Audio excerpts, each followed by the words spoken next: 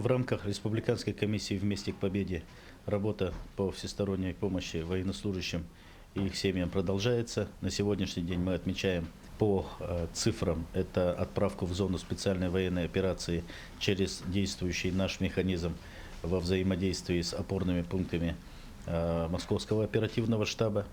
Это 117 единиц техники на сегодняшний день, как автомобили УАЗ преимущественно, так и мотоциклы и квадроциклы, в том числе запасные части, которые сопутствуют данной технике.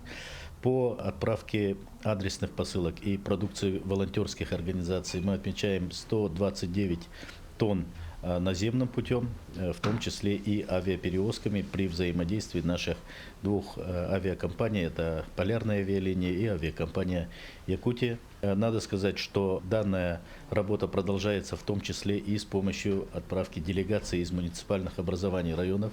На сегодняшний день до конца года сформирован график выездов муниципальных образований. У опорных пунктов наших представителей, прикомандированных сотрудников с разных министерств, ведомств, организаций, муниципальных образований, группы направляются непрерывно. Муниципальные образования на сегодняшний день активно себя проявляют. Конечно же, есть и влияние сезонности. Осенью, как правило, при формировании ледостава и в целом удобной транспортной инфраструктуры эта работа усиливается, и нагрузка на опорные пункты также будет усилена. Буквально на днях состоится оперативный штаб по дополнительному снаряжению наших военнослужащих, где рабочие вопросы, в том числе и по транспортировке, и по всем хозяйственным организационным вопросам деятельности опорных пунктов будут обсуждены, и вопрос будет, скажем так, перезаряжен. Идет тесное взаимодействие с войсковыми частями, которые располагаются в Дальневосточном федеральном округе. Буквально на прошлой неделе у нас завершилась командировочная работа при помощи и курированию постпредства по Дальневосточному федеральному округу. Надо сказать, что в целом дух и настрой у наших военнослужащих крепкий.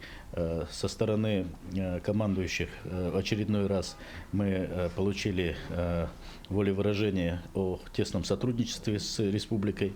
В целом считаем, что наш механизм, он сам по себе уникальный и является многим регионам Российской Федерации примером. Работа продолжается. Победа будет за нами. Вместе к победе.